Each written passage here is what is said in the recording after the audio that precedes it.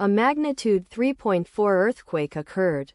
Michoacan, Mexico. 16 kilometers Essay of Peribon de Ramos, Mexico, or 24 kilometers W of Uruapan, Mexico. On Saturday, the 28th of June 2025, at 16 hours 35 minutes and 8 seconds local time, the quake had a depth of 2 kilometers and was not felt, or at least not reported so. Data source from EMSC. Did you feel it? Let us pray. May the earthquake that occurred not affect our brothers and sisters there. May the earthquake not happen again.